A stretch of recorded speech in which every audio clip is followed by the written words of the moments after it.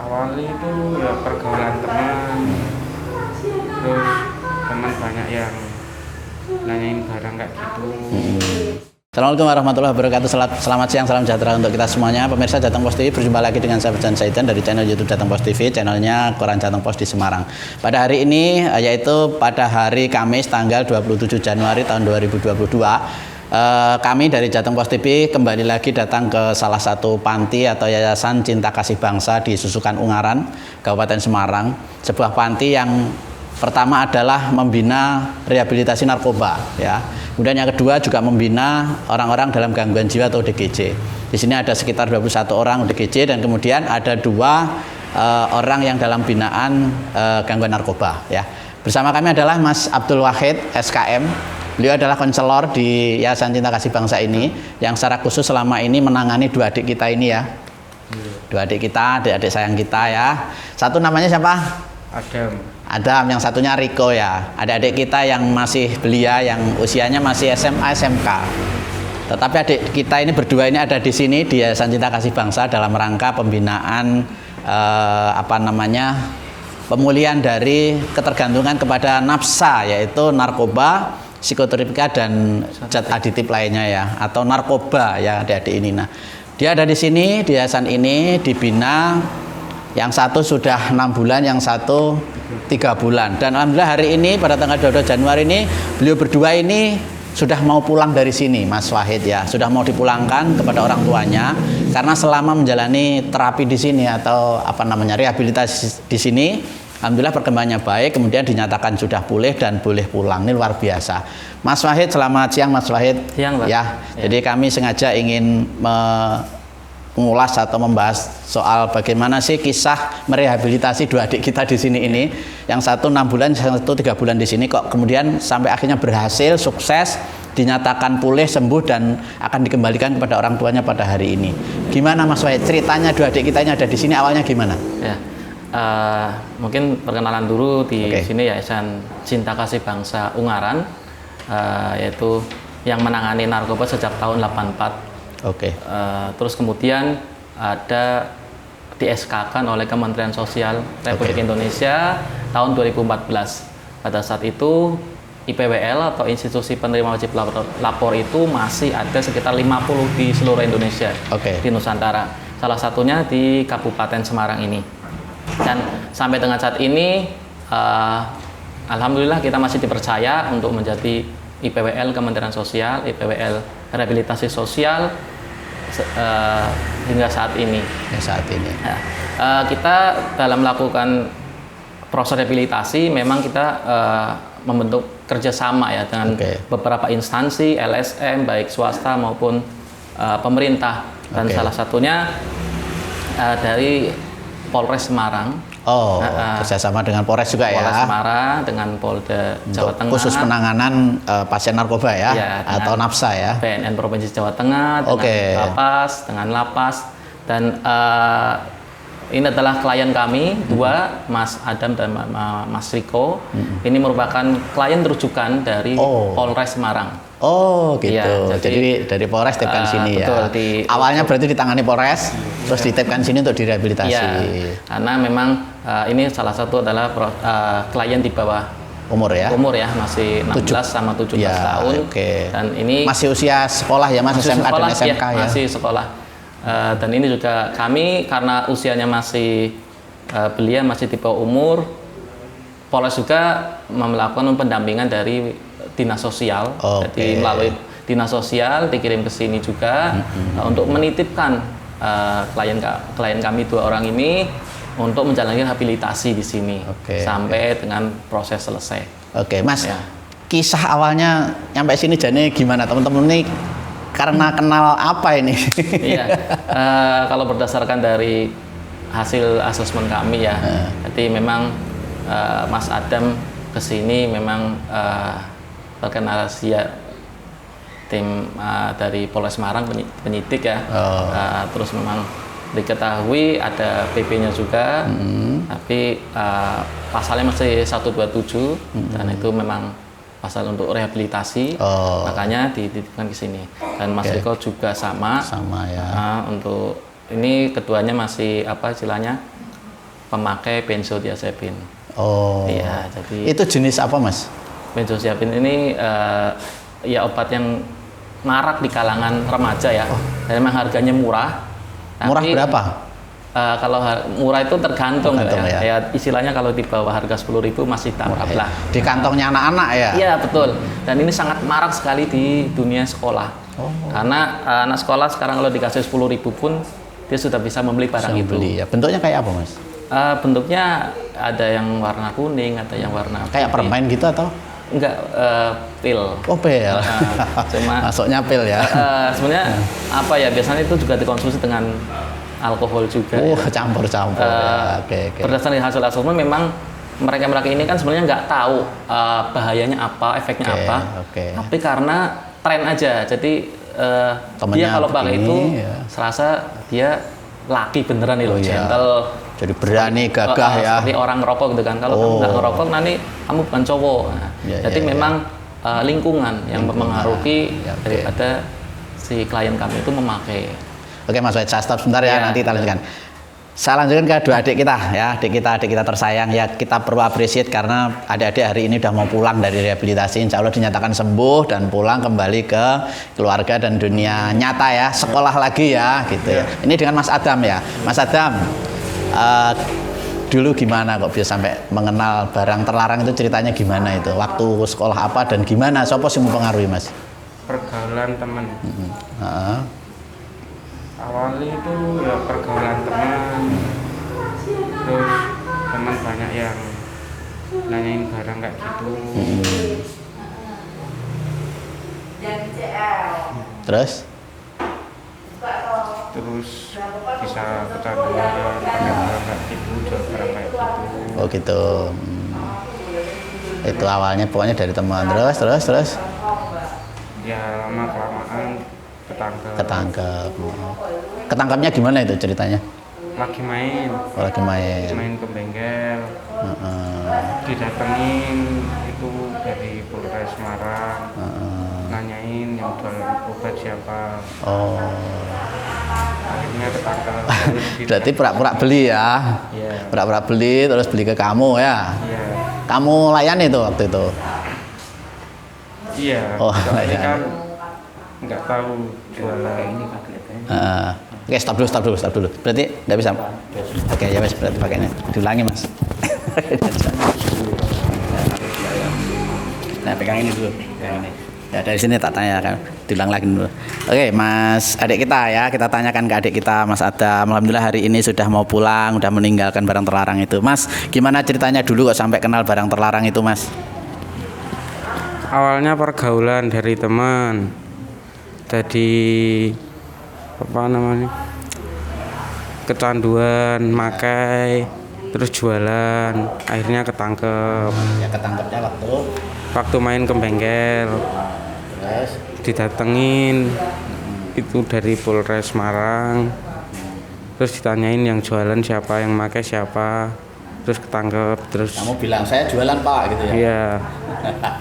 Jadi ditangkap dibawa ke Polres Ungaran. Oke ya, ceritanya awalnya begitu ya. Iya. Menggunakan berapa lama waktu itu? Baru satu bulan. Bulan Juli. Dan itu sudah sekolah, sudah SMK ya? Iya. Sudah sekolah SMK kelas berapa waktu itu? Baru kelas 1. Kelas 1 ya. Itu pengaruh dari teman di sekolah atau di luar sekolah itu? Teman sekolah, luar sekolah banyak. Oke.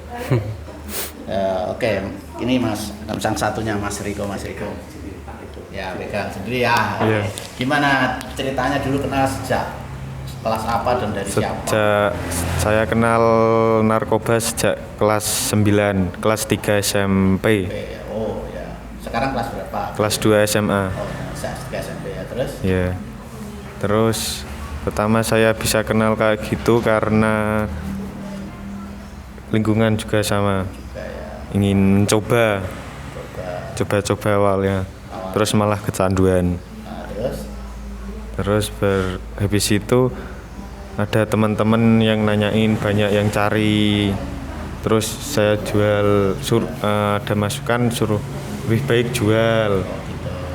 Terus saya jual, pakai sendiri gitu. Itu barangnya dari mana kalau jual-jual itu? Pulaannya di mana? online. Online. Iya, lewat Tokopedia. Luar biasa ya bahayanya ya Mas Wahid ya. Sudah dijual online barang-barang olahraga. Berapa harganya per butir? Itu belinya 1000 butir langsung satu kaleng. Berapa? 800 kayaknya. 800 sampai 1 juta. Oh, terus dijual per butir jadi berapa? 10 butir 30.000. Itu yang beli siapa saja waktu itu? Teman-teman. Teman-teman juga Iya. main itu. Enggak, luar. Kalau luar. kampung nggak ada. Saya jualnya teman-teman luar. Luar ya. Iya. Bukan teman sekolah juga. Nggak ada kalau teman Ada, sekolah. Luar ya. Oke. Terus dapat untung banyak jualan situ. Enggak sih, rugi malahan. Terus akhirnya kepegang gimana ceritanya?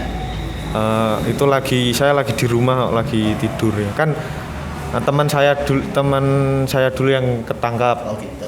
Terus diusut dari siapa, terus dari saya. Pasti kena lah pokoknya. Iya. Mungkin nggak kena hari gini ya, apalagi yang belinya dari online. Iya. Gampang kamu di tracing nomormu, akunmu kena kan. Iya. Jangan coba-coba. Jadi sempat berapa lama pakai itu? 3-4 bulan. 3 bulan terus kena ya. Iya. Kantor polisi terus sampai akhirnya diproses kemudian direhabilitasi Iya, ya. iya. Sudah 3 bulan di sini dan sudah kapok ya. Iya. Kapok ya. Oke, terima kasih. Oke, Mas Wahid. Jadi memang kisahnya sesederhana itu ya. Betul. Dan untuk mendapatkan barang memang sangat mudah. Sangat mudah. Di pasaran bahkan bisa lewat online ini. Betul.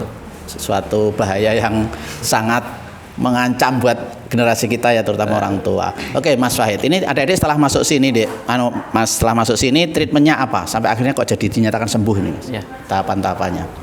Tahapannya karena memang yang bentuknya referral atau rujukan dari Polres maupun dari BNN ini kan harus rawat inap ya. Oke. Rawat inap. Sebenarnya kalau program di kami kan ada 2, rawat jalan sama rawat inap. Nah, berdasarkan hasil asesmen kalau dinyatakan rawat inap, rawat jalan itu ketika kalau rawat jalan itu ketika dia di asesmen hasilnya ringan sampai sedang. Oh. Kalau yang rawat inap sedang sampai berat.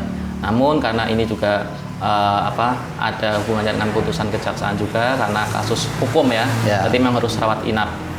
Di sini masuk intake ya, penerimaan dengan disaksikan oleh wali atau keluarga sebagai penjaminnya, terus dinas sosial. Setelah masuk atau intake penerimaan di sini kita screening, habis di screening ini untuk mengetahui pemakaiannya selama masa hidupnya dan 3 bulan terakhir makanya apa aja. Habis di screening lalu di asesmen. Oke. Asesmen ini adalah menganalisis, menggali informasi benar tidaknya selama masa riwayat dia pemakaiannya. Oke. Dari keluarganya, psikiatrinya, dari hukumnya, dari pemakaiannya seperti apa, dari pekerjaannya juga. Dan setelah itu dilakukan rencana rawatan. Hasil daripada screening dan asesmen ini kebetulan dirancang untuk rencana rawatan. Rencana rawatan apa yang sesuai karena 2 klien ini adalah klien yang masih di bawah umur. Jadi tentunya untuk rencana rawatannya pun berbeda dengan dewasa. Dari rencana rawatan kita mendapatkan kemudian dilakukan adalah treatment untuk biopsikososialnya, biologisnya gimana, psikologisnya gimana, sosialnya gimana. Memang di tempatnya adalah rehabilitasi sosial, tapi untuk SDM-nya pun kami sebagian juga dari kesehatan, ada dari perawat juga, nurse, ada dari penyuluh kesehatan, ada juga visit dokter kejiwaan, dan kalau memungkinkan untuk psikiater dan lain itu bisa pakai rujukan juga. Setelah mendapatkan itu ada proses nanti terapi kelompok atau konseling individu, ada FSG, Family Support Group, home visit juga, itu sudah dilakukan semuanya, dan kemudian adalah bimbingan lanjut. Yang kemudian akhirnya untuk terminasi untuk hari ini mereka berdua sudah layak setelah kami melakukan proses rehabilitasi dengan catatan perkembangan yang bagus. Kemudian mereka dinyatakan sudah bisa selesai. Namun ketika nanti proses rehabilitasi selesai di rumah, tentunya yang menjadi tugas tanggung jawabnya tentu dari keluarga untuk pemulihan berikutnya. Dan tidak kemungkinan juga ketika masih membutuhkan rehabilitasi juga kami masih membuka. Silakan kalau masih membutuhkan rehabilitasi, ini rawat inap, tapi nanti kan karena di sekolah juga kalau membutuhkan juga bisa dilakukan rawat jalan. Oke, gitu. Tentu di tempat kami untuk proses rehabilitasi yang sekarang ini dilakukan adalah proses sesuai dengan kebutuhan klien masing-masing. Jadi setiap klien ini kebutuhannya berbeda. Dan kenapa dilakukan ada yang 6 bulan, ada yang 3 bulan. Nah, itu berdasarkan dari perkembangannya. Kalau memang 3 bulan perkembangannya sudah bagus, catatannya sudah bagus, dia sudah diizinkan untuk selesai rehabilitasi. Kalau yang 6 bulan itu juga prosesnya tentu berbeda setiap orang, berbeda metodenya, berbeda perkembangannya seperti apa.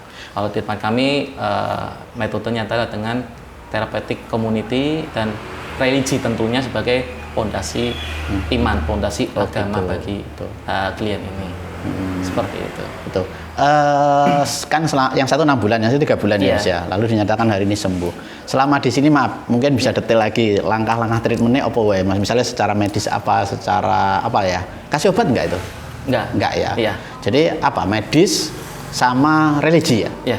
Jadi memang rehabilitasi ini tentunya secara prosedur memang harus melalui medis dulu, medis sama baru sosial. Itu memang di Undang-Undang Nomor 35 tahun 2009. Tetapi ketika dinyatakan medisnya tidak ada masalah, baik sehat aja, tentu langsung beralih ke sosialnya. Langsung ke sosialnya ya. Di tempat kami langsung dilakukan untuk sosialnya. Setelah kami cross check dari asesmen juga, memang nggak ada masalah untuk medis.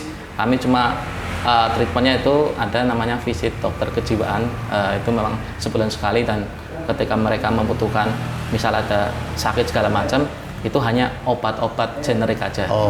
Gitu ya. Jadi menghilangkan obat yang hubungan dengan narkoba atau baik itu substitusi, pengganti, itu tidak ada sama sekali. Kita non obat. Oke ya, non obat. Malah justru tidak boleh dikasih obat ya untuk rehabilitasi narkoba ya. Iya. Jadi benar-benar yang dibenarkan sebetulnya psikisnya ya. Psikisnya, sosialnya. Iya. Sosialnya apa di sini? Dikasih apa? Sosialnya kita melakukan untuk kegiatan terapi kelompoknya, FSG-nya. Maksudnya terapi kelompok itu mungkin dia berteman, bersosialisasi. Ya, ada beberapa kan yang baru ini biasanya dia nggak mau melakukan kegiatan. Sosialnya dia itu introvert. Yaitu mengisolasi diri ya, di kamar. Dia nggak mau. Ada beberapa klien tuh saya nggak mau kegiatan. Saya sini mau tidur aja. Ada yang seperti itu. Ada yang sifatnya temperamental, ada introvert, berbagai macam. Jadi kebetulan yang 2 orang ini, Mas Riko sama Mas Adam, kan orangnya terbuka ya, friendly ya, masih muda, jadi menjalin kepercayaan, mudah bersosialisasi juga.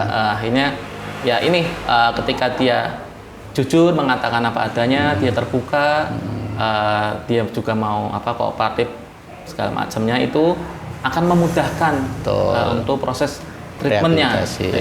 Tapi ketika seseorang ini introvert, pendiam, temperamental, suruh ikut kegiatan pun nggak mau, itu kadang yang menjadi kendala lamanya proses rehabilitasi juga.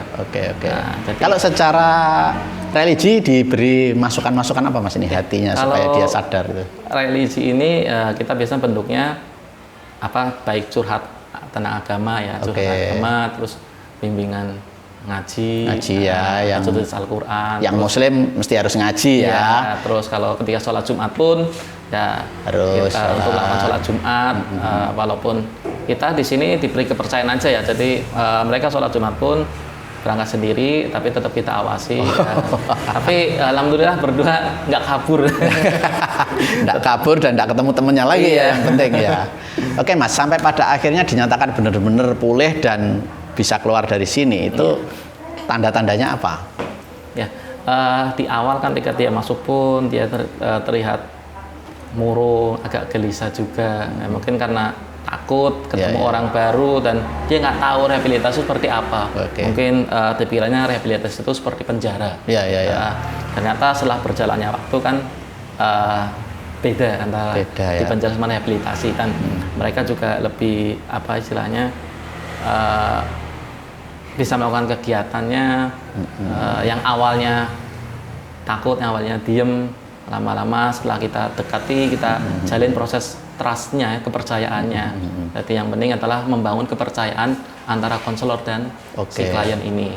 Terjalin kepercayaan, kita melakukan proses tahapan-tahapan rehabilitasi pun akan lebih mudah itu. Bisa diketahui bahwa ini memang sebetulnya sudah pulih gitu ya. Pulih. Dan ini jaminan sudah pulih ya Mas ya? Sudah pulih. Dari apa? Dari cara ngomongnya, dari sikapnya. Betul, dari sikapnya juga, terus matanya juga. Ya. Dari fisiknya udah kelihatan. Fisiknya ya. Sudah fit ya. Sosialnya juga dia sudah mau bergabung dengan teman-teman yang lain. Sudah agamanya sudah bagus, sudah mau sholat melakukan ibadah yang lainnya juga. Atau di sini harus membuat komitmen pernyataan dia sudah kapok, dia berjanji tidak akan kembali lagi gitu. Kalau itu tidak ada ya, kita sistemnya kepercayaan aja. Jadi memang dia sudah menyatakan dirinya pulih dan berjanji memang ya secara lesan aja. Dia menyatakan memang sudah kapok ya. Sudah kapok juga. Adik kita berdua yang kapok. Oke. Terus dikomunikasikan ke keluarga juga ya, mungkin keluarga. Kita juga melakukan proses home visit, kunjungan ke rumahnya. Nanti ya setelah tanpa sepengetahuan. Oh, selama ini. Iya. Selama dia di sini, kita komunikasi dengan keluarga juga ya. Terus juga tanya ke lingkungannya juga di situ dan memang hasilnya memang positif semuanya. Udah ada perkembangan bagus. Pada hari ini ya dinyatakan menurut catatan case record kami sudah bagus dan sudah diperbolehkan untuk pulang. Pulang. Oke Mas Wahid, hari ini kan pulang nanti jemput keluarga ya, nanti siang. Nah, pertanyaannya ketika sudah pulang di rumah itu nanti gimana Mas mengawasinya? Kan maaf ya, mungkin sudah bisa dipercaya tapi kan tetap mungkin perlu diawasi ya, karena kan mungkin masih main lagi sama teman-temannya, sekolah lagi di jalan. Gimana itu Mas cara ngontrolnya nanti? Memang ketika nanti pulang ini kan dikasih namanya berita acara untuk pemulangan klien. Di situ tertulis adanya komitmen dari keluarga. Pelimpahan tanggung jawab dari yayasan, dari tempat rehab ini kepada keluarga. Artinya kita sudah menyerahkan sebetulnya bahwa ini sudah bagus, tinggal nanti namanya pengawasan pembinaan kami serahkan sepenuhnya ke keluarga. Jadi masih ada proses pemulihan. Seorang pecandu itu nggak gampang langsung sembuh, itu nggak bisa lepas karena bertahap. Kalau dikatakan bukan sembuh ya, tapi pulih. Karena jadi narkoba itu bisa dikatakan sembuh ya, tidak bisa dikatakan sembuh total, tapi pulih, pemulihan ya. Makanya namanya rehabilitasi ya. Jadi dia penyakitnya sistem saraf ya. Memorinya ini terganggu. Teman-teman bisa jadi ini proses nantinya relapse pun ada, kemungkinan itu sangat ada juga. Jadi makanya dikatakan pulih itu masih ada proses relapse ketika dia nanti ketemu temannya atau ada memori dia ketika pertama kali dia make di mana, itu pasti masih ada. Itu kita pengontrolannya bisa melalui media sosial ya. Memang zaman sekarang media sosial pun nanti sekali-kali kita dapat ada kunjungan ke pihak keluarganya juga, terus pihak sekolahannya juga. Oke, Mas Wahid, ini selama masa rehabilitasi di sini ini proses hukumnya sudah selesai atau belum? Sudah selesai. Oh, sudah selesai ya. Jadi bulan yang si Mas Adam ini kan 6 bulan ini, 3 bulan ini untuk nunggu proses persidangan, 3 bulannya sudah putusan dari pengadilan. Sudah selesai. Nah, kalau si Mas Riko ini karena masih 16 tahun, ini proses diversi. Jadi nggak nyampe ke pengadilan, cuma rehabilitasi. Pertemuan ke antara dinas pendidikan, dinas sosial, Polres. Gitu ya. Itu proses diversinya saja. Oke ya, karena masih muda ya. Tapi misalnya usia di atas orang anak muda bisa dewasa kan rehabilitasi berarti menunggu proses hukum selesai juga ya? Sama prosesnya. Kalau si Mas Atam juga 17 tahun, kalau dikatakan juga dewasa juga. Dewasa sebetulnya prosesnya sama dengan yang dewasa juga ini. Oke Mas, ini untuk orang tua kita ya semua ya, bahayanya barang terlarang ini untuk anak-anak muda, khususnya tidak hanya anak muda, orang tua juga sebetulnya, tapi kan kita anak-anak ya. Supaya kita kenal Mas Wahid, supaya kita kenal bahwa anak kita terlibat barang terlarang itu ada ciri-cirinya nggak, supaya orang tua tahu. Ketika di rumah gimana terus sikapnya? Kalau ciri-ciri secara umumnya aja ya, biasanya ketika dia memang pemakai atau pecandu itu berbeda karakter sifatnya. Jadi biasanya dia ceria bermain dengan teman sepergaulannya atau teman seumuran, tapi dia kok cenderung lebih introvert. Dia kok jadi pendiam, suka murung di kamar sendiri, ada apa tuh kan. Terus ketemu orang pun kadang males gitu. Ikut kegiatan misalnya di wilayah sekitarnya atau di kegiatan RT segala macam, itu juga males. Terus kedua biasanya dia juga lebih banyak berbohongnya. Bohong itu ada. Mulai bohong ya. Suka manipulasi ya, kasus-kasus juga ada yang sampai jual tabung gas atau yang suka mencuri walaupun mencuri uang ibunya sendiri kan. Ya itulah ketika dia memang lagi memerlukan obat, tidak ada duit karena memang belum bekerja. Kadang dia ingat, wah ibu saya tuh naruh duitnya di sini. Itu bisa saja dicuri. Tanda-tanda ya. Yang jelas kalau tanda-tandanya ini yang biasanya kelihatan banget berubah nggak seperti biasanya. Biasanya ceria jadi nggak ceria. Biasanya dia mau pulang sekolah main sama teman-temannya, dia kok pulang sekolah sering murung di kamar sendirian. Itu memang harus mulai diwaspadai ya. Dan memang harus segera langkah orang tua kalau tahu anaknya seperti itu?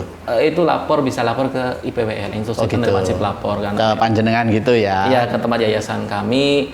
Untuk apa? Nanti screening? Screening dulu. Dipanggil ya anaknya ya? Bisa dipanggil, dibawa ke sini ataupun kami kunjungan ya? Sana. Kami juga ada dulu di Kota Salatiga, kita dipanggil karena memang orangnya itu tadi tertutup dia nggak mau keluar. Akhirnya kami datangi ke kamarnya dia.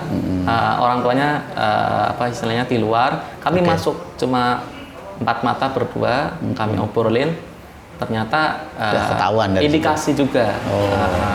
Atau di tes darahnya gitu?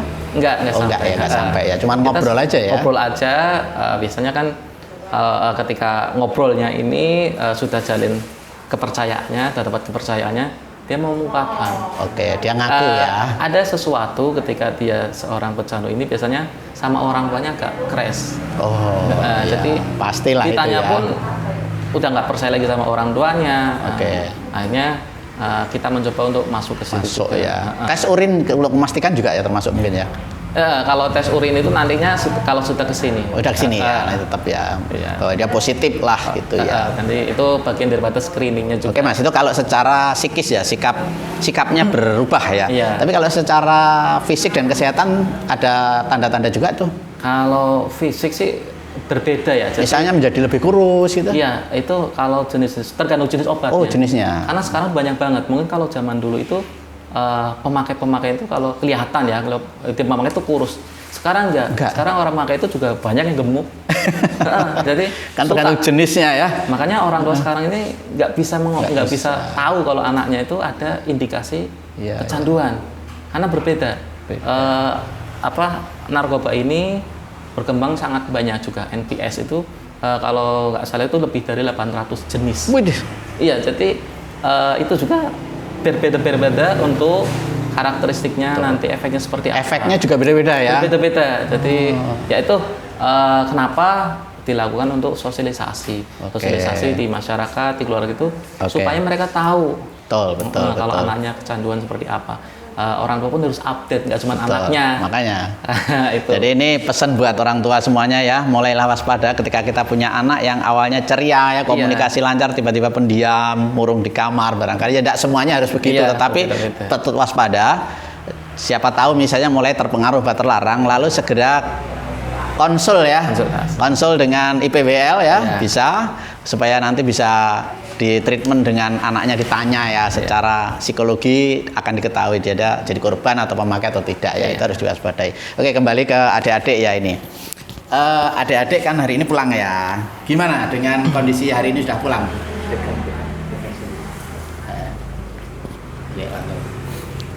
Kondisi sekarang dinyatakan pulang nih gimana? Perasaannya gimana? Seneng. Ya intinya seneng. Terus gimana? Anda ke depan harus berhenti. Anda sudah kapok beneran, sudah tobat beneran atau gimana coba? Ya kalau ini udah kapok, udah bakal nggak diulangi lagi. Intinya udah kapok. Sekarang udah nggak bakal ngulangin lagi. Kenapa kok kapok? Ya cara kayak banyak lah bikin kapok ini. Manfaatnya apa sebetulnya? Anda memakai itu manfaatnya apa? Ada manfaatnya enggak? Enggak ada. Enggak ada. Enggak ada pemanfaatnya, enggak ada gunanya ya. Enggak ada. Bahkan justru sebetulnya dampak negatifnya ada ya buat Anda ya. Ada. Ya, Anda pasti secara hukum ditangkap polisi ya. Iya. Terus kemudian ya sama orang tua jadi mungkin ada problem komunikasi juga ya. Iya. Oke, kemudian masa depan Anda ya. Anda kan masih muda, masih usia SMA, SMK. Masa depan Anda masih panjang. Anda harus berkarir, harus menjadi orang yang sukses. Iya kan? Iya. Bener nih, Anda bener-bener sudah kapok? Kapok. Ya. Bener. Iya. Nggak akan kedua kalinya ya. Enggak. Itu kepegang polisi berapa kali? Satu kali. Sekali aja ya. Baru sekali. Nggak terulang lah ya, oke. Jadi itu yang paling penting, Anda buat komitmen kepada diri Anda sendiri bahwa mulai sekarang bertekad Anda kembali kepada kehidupan normal ya, menjadi anak yang harus berprestasi, sekolah lagi, berprestasi lagi, mengejar cita-citamu apa? Jadi mekanik. Mekanik apa? Mesin? Motor, ya mesin, ya? motor. Berarti buka bengkel gitu? Iya. Oh, apa sudah buka bengkel selama ini? Belum, baru ikut Om. Oke, ikut Om. Sekolahnya di apa? Sekolah juga di bengkel. Oh, maksudnya otomotif. Otomotif. Lah iya, ayo kejar itu cita-citamu ya. Wujudkan. Ini kelas berapa? Kelas 2. Kelas 2 nanti lanjutkan sampai selesai lulus. Kalau kamu lulus, kemudian dengan prestasi yang hebat, kamu bisa kerja di perusahaan-perusahaan yang maju, perusahaan mobil dan motor yang maju, Mas Wahid ya. Bisa di luar negeri, bisa di Jepang. Atau lakukan wira swasta menggunakan ilmunya buka bengkel, luar biasa. Ya. Wujudkan cita-citamu, jangan dirusak dengan barang terlarang itu ya. Iya. Gitu. Mau ngomong sama orang tua seperti apa? Coba. Minta maaf dulu. Ya buat orang tua, aku minta maaf. Udah nyusahin. Minta maaf. Ya intinya minta maaf udah buat orang tua kecewa. Belum bisa bahagiain orang tua, udah bikin kecewa. Udah itu aja. Oke. Adik-adik Mas ada berapa? Mas ada 2, Mbak ada 1. Oke, saudaranya banyak ya. Iya. Oke, jangan kecewain kakak-kakak kita, orang tua kita ya. Iya. Nah, kamu harus berniat, bertekad dari sekarang menebus kesalahan-kesalahan itu ya. Iya. Tunjukkan dengan prestasimu. Iya. Bisa membahagiakan orang tua, tebus yang kecewa kemarin supaya orang tua tidak kecewa lagi ya. Iya. Harus itu kamu, jangan biasa-biasa saja kamu kembali ke masyarakat, harus berprestasi. Iya. Gitu ya? Iya. Oke. Untuk Mas Riko, gimana perasaannya sekarang udah boleh pulang ke keluarga? Senang. Ya, senang. Terus kemudian ada hal yang ingin disampaikan kepada orang tua keluarga? Mau minta maaf pada orang ibu saya. Seringnya bebanin terus nggak pernah bahagiain gitu ya. Intinya minta maaf pada orang tua. Terus punya cita-cita apa setelah ini pulang? Cita-cita. Cita-citanya apa? Yang cita-cita yang tinggi pengen jadi apa? Nahkoda. Nahkoda? Iya. Nahkoda kapal? Iya. Oh, nahkoda kapal. Kan sekolahnya harus di pelayaran dong? Kan bisa besok ikut-ikut pelatihan gitu. Oh gitu ya. Iya. Mau jadi pilot, mau jadi nahkoda? Nahkoda aja. Nahkoda ya, berarti nahkoda kapal ya. Iya. Oke, jadi pelayar berarti. Oke, ya memang harus punya cita-cita dan cita-cita harus Anda wujudkan. Iya. Untuk menebus kesalahan-kesalahanmu itu loh sama orang tuamu, sama keluarga Iya. ya. Wujudkan kamu setelah pulang dari sini sekolah, kamu harus berprestasi, kamu harus kerja, nanti berhasil, dapat uang ya yang berkah barokah untuk orang tua. Amin. Ya. Ya. Bantu orang tua, saudara-saudaranya. Tunjukkan itu, tebus dengan itu ya. Iya, harus begitulah. Anda masih panjang masa depanmu, jangan dirusak. Iya. Saya tanya, gunanya barang terlarang itu apa narkoba itu buat Anda? Nggak ada gunanya. Iya. Mau gaya-gayaan tok ya? Iya. Gaya-gayaan tok, tapi secara hukum Anda kena dampaknya kan? Iya. Ya, iya, tindakan. Tolong kasih pesan sama teman-temanmu, sesama anak-anak muda. Stop narkoba. Udah. Tuh. Stop narkoba ya, ngomongnya tok gampang lah. Gimana supaya dia benar-benar stop? Kan kamu udah pengalaman. Ya, jauhi teman-teman yang memengaruhi yang sepertinya kayak yang orang-orang yang pakai narkoba itu, jauhi. Ya, jangan kumpul orang-orang seperti itu, nanti bisa terpengaruh. Ya. Termasuk Anda sendiri nanti begitu pulang jauhi juga. Jangan kembali ke komunitas yang seperti itu ya. Jauhi itu. Karena ini ya pertama secara hukum Anda kena hukum, ya kan? Temanmu aja nanti juga kena gitu. Kemudian yang berikutnya adalah merusak masa depan Anda ya. Anda punya cita-cita karir nggak akan tercapai. Merusak itu kan. Dan Mas Wahid, sebetulnya selain dampak-dampak hukum, kemudian dampak-dampak karir dari rusak, narkoba itu yang paling parah kadang-kadang bisa sampai pada kematian. Iya, jadi memang dampaknya saya selalu ingatkan untuk dampak narkoba ini, kalau dia nggak ketangkap polisi atau penyidik, ya dia bisa gila, gangguan jiwa, karena narkoba ini menyerang sistem secara pusat otaknya. Kecanduan ya. Iya, setelah itu dia biasanya penggunaannya terus berlanjutan menimbulkan OD, overdosis, yang kemudian berakhir pada kematian. Nah, ini yang berbahaya, tidak terkontrolnya itu bisa menyebabkan kematian. Oke, itu bahaya toh. Anda dinyatakan sembuh karena Anda sudah secara hasil Asesmen. Iya, asesmen dari teman-teman di sini Anda sehat, Anda sudah secara psikis sudah kembali normal, dan bersyukur Anda tidak sampai seperti yang begitu-begitu ya. Bisa mati loh. Kalau mati masuk surga nggak apa-apa loh. Kalau mati barang terlarang kan ya mohon maaf ya. Anda tahu sendiri risiko akhirannya seperti apa ya. Hindari, jauhilah pokoknya. Oke, Mas Wahid, mungkin sedikit buat masyarakat juga Mas, bahwa barang-barang itu supaya orang tua juga kenal, itu boleh nggak itu disebutkan jenisnya apa wae sih yang disenengi cah nom jenenge apa, namanya apa, bentuknya apa gitu. Kalau di kalangan remaja ya, biasanya mereka paling banyak di wilayah sendiri di Kabupaten Semarang ini paling banyak eksimer ya. Eksimer itu warnanya kuning. Itu kalau orang biasanya taunya vitamin C. Oh, taunya vitamin C. Karena bentuknya kecil kuning gitu kan. Jadi taunya vitamin C. Itu sering banget diedarkan untuk di anak-anak sekolah ataupun anak-anak remaja yang di luar sekolah juga. Dan itu memang harganya murah, jadi sangat gampang. Dan memang itu tadi disebutkan di toko online pun masih ada yang jualan seperti itu. Jadi juga untuk pengawasan gadget anak juga harus diawasi mudahnya untuk membeli barang-barang tersebut. Ada juga kayak misalnya pil-pil yang bentuknya ada double L, ya rindu segala macam. Itu juga banyak dipakai. Pil koplo. Terus awalnya biasanya mereka tuh coba-coba dari alkohol juga.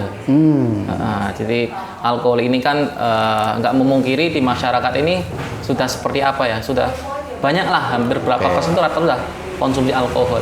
Berawal dari situ, dari alkohol, rokok, akhirnya menuju ke narkoba ini. Betul. Itulah sangat gampangnya dan sangat murahnya di zaman sekarang untuk membeli itu. Generasi muda kita ini mudah mendapatkannya, padahal dia nggak tahu sebenarnya kalau itu narkoba. Biasanya dicoba sama temen lagi punya masalah, pakai ini aja nanti bisa sembuh, masalahmu bisa hilang. Sebenarnya dia nggak tahu itu barang terlarang ya. Tapi ya cobalah, karena dari temen, apalagi dia lagi pusing kena masalah, dicoba. Sekali pakai, 2 kali pakai, 3 kali pakai, kecanduan enak juga ya. Nah, itu yang berbahaya di situ. Jadi orang tua pun harus mengupdate barang-barang tersebut. Harus tahu lah ya. Seringlah untuk mendengarkan berita ataupun Google, di searching di Google apa sih jenis narkobanya itu, karena memang sangat banyak sekali jenis narkoba. Kita bisa disebutkan satu persatunya. Oke Mas, itu barang pabriknya di mana Mas? Kok ada pabriknya itu loh, kan barang terlarang harusnya nggak ada pabriknya Mas. Kalau dari temuan-temuan banyak juga ya, kalau PNN juga banyak temuan, ternyata di wilayah kita pun, di kabupaten kota pun sudah banyak yang home industrinya. Banyak juga. Barang terlarang sudah home industri ya. Seperti PCC juga, itu sudah banyak itu. Dan kalau sekarang sih mungkin ya ada beberapa apotek ya. Kalau dulu itu memang susah terkontrol, dari apotek pun mudah mendapatkan. Tapi ya, alhamdulillah kalau sudah semakin ke sini udah bagus apotek lah, sudah terkontrol diawasi ya. Dari BPOM juga. Apotek X lah ya.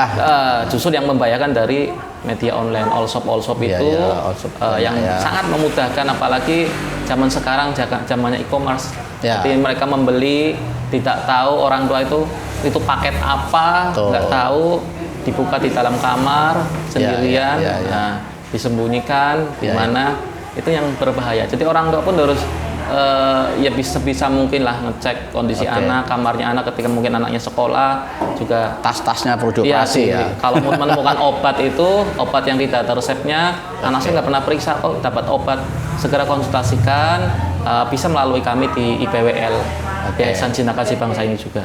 Oke, Mas Wahid, itu kan dijual bebas di online, kan harusnya bisa diawasi ya di online itu, kok sampai bisa lolos ya? Ya oknum tetap aja bisa Tetap ya. aja lebih namanya- pintar daripada Iya. Semua Oke. bisa didapatkan seperti Ya itu. itu jadi kenyataan ya itu. Iya. Oke Mas Wahid, yang terakhir Mas. Mas, kalau misalnya di masyarakat ada yang merasa aku iki sudah terjebak, sudah pemakai, sudah kecanduan. Itu maksudnya kalau mereka belum terendus oleh aparat hukum itu kemudian datang ke sini mengaku itu nanti malah jadi ditangkap atau malah bagaimana itu? Tidak, Pak. Jadi memang aturan untuk harusnya secara peraturan pemerintah juga itu seorang untuk wali atau keluarga ketika mengetahui anaknya atau keluarganya itu ada indikasi pemakai obat, segera konsultasikan dan bawa ke sini. Di sini kami jamin datanya itu tidak dipublikasikan. Oh. Jadi data klien kami pun tidak bisa diakses oleh orang lain kecuali dalam proses penyidikan hukum ya. Kita memang harus kasihkan dan itu pun harus ada SOP-nya juga. Ya, betul. Tapi nggak sembarangan. Datang ke sini justru akan lebih, bukan kami melindungi, tapi ketika dia datang ke sini melapor, dia tidak ada barang buktinya, terus suatu saat dia ada tanggapan dari penyidik segala macam, ya sebisa mungkin kami bantu bahwa ini adalah anak didik kami yang sedang menjalani rehabilitasi. Oke. Jadi ya itu harus melapor dulu karena Oke. memang harus, itu ada kewajibannya wali atau keluarganya melaporkan kepada IPWL. Oke. Jadi tidak perlu takut ya. Enggak usah takut, enggak. Nggak Itu perlu datanya takut. aman di sini. Ya, karena khawatir kadang-kadang nanti nek aku lapor malah kena Iya. polisi kan gitu. jadi tidak ada masalah ya. Nggak ada masalah. Supaya segera ada penanganan untuk rehabilitasi itu ya. Iya, betul. Oke, daripada juga yang tahu malah Pak Polisi nanti kan. Kalau yang tahu aparat hukum pastilah proses hukum dulu, rehabilitasinya baru belakangan ke sini ya. Oke, silahkan siapa saja yang mungkin merasa bersinggungan dengan barang terlarang, obat terlarang, segera aja lapor ke IPWL ya Mas ya. Di Yayasan Cinta Kasih Bangsa ini di Jalan Kolonel Sugiono nomor 65. 65 di Susukan Ungaran ya, Timur. Jawa Tengah ya.